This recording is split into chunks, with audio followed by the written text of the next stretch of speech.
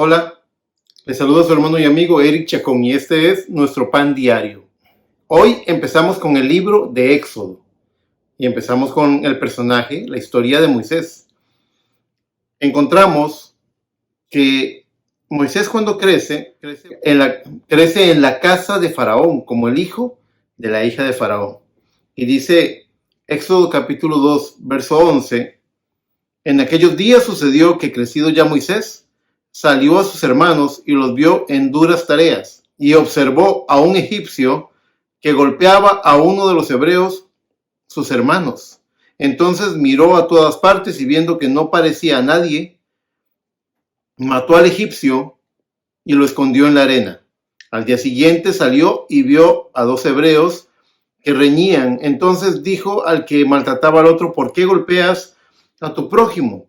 Y él respondió: ¿quién te ha puesto por príncipe y juez sobre nosotros? ¿Piensas matarme como mataste al egipcio? Entonces Moisés tuvo miedo y dijo: ciertamente esto ha sido descubierto. Oyendo Faraón acerca de este hecho, procuró matar a Moisés. Pero Moisés huyó de delante de Faraón y habitó en la tierra de Madián.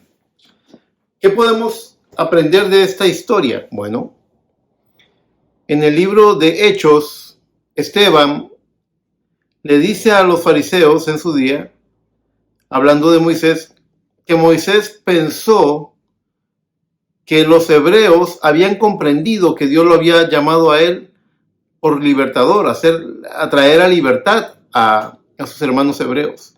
Pero ellos no lo comprendieron así.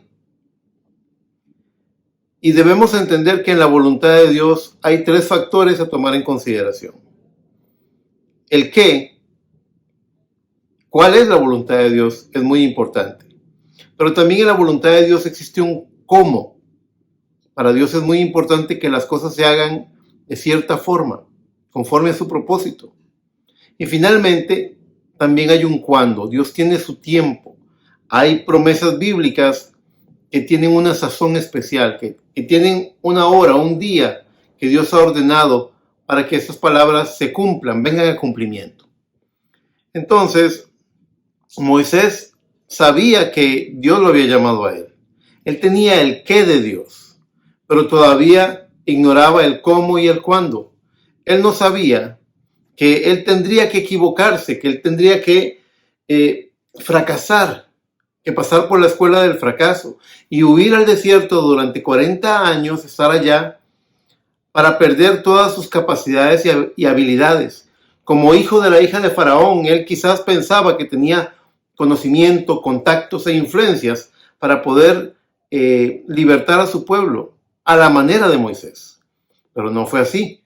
Dios quiso que él perdiera todas sus capacidades. Cuando Dios lo llama, él le dice: no me envíes a mí, yo tartamudeo, se me olvidó el idioma. Encontró 7 excusas con las cuales evadir su responsabilidad. Pero Dios le dijo: tú vas a ir porque yo te envío. Así que el cómo de Dios era muy distinto del cómo de Moisés. ¿Por qué? Porque Moisés no contaría con sus influencias, con sus contactos, con su conocimiento, con su reputación como hijo de la hija de Faraón. Ahora él sencillamente sería un hombre del desierto, un pastor de ovejas, que iría con su vara y con esa vara enfrentaría al ejército de Faraón y lo vencería. Con esa vara heriría las aguas, con esa vara llamaría plagas, con esa vara traería el juicio y la muerte de los primogénitos de Egipto. El cómo de Dios era distinto del cómo del hombre.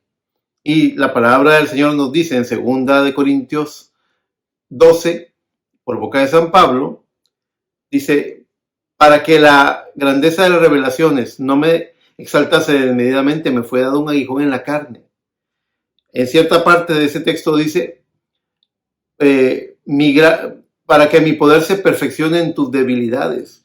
Y San Pablo concluye diciendo: por tanto me gloriaré en debilidades, en afrentas, porque cuando soy débil, entonces soy fuerte. Dios se perfecciona en nuestra debilidad. Y era una lección que tendría que aprender Moisés de una manera muy difícil. Luego el cuándo de Dios. Le tomó 40 años para sacarse todo el aserrín de la cabeza y bajar en humildad al punto donde Dios podía usarlo. Mientras Moisés pensara que él era el que podía libertar a su pueblo, Dios no podría usarlo a él. Así que había un qué, había un cómo y había un cuándo. Y eso, todo junto, conforma la perfecta voluntad de Dios. Quizás usted tenga un buen propósito en su corazón, quizás usted ha querido hacer cosas buenas. La cuestión es, sabiendo usted el qué es la voluntad de Dios, ¿sabe el cómo Dios lo quiere hacer? ¿Entiende el cuándo? ¿Capta el tiempo de Dios? ¿Lo comprende? Porque también uno de los salmos más preciosos que yo he visto dice, enséñanos a contar nuestros días de tal manera que traiga al corazón sabiduría. Dios tiene tiempos, Dios sabe hacer las cosas a su tiempo, Él no se atrasa, Él no se precipita, Él lo hace exactamente a tiempo. Espero que esta meditación lo lleve a usted a orar para que no se conforme con solamente el qué de Dios, sino que busque el cómo y el cuándo, y así tenga usted una visión perfecta de la perfecta voluntad del Señor. Espero que le ayude ese consejo y nos vemos mañana. Que el Señor les bendiga. Shalom.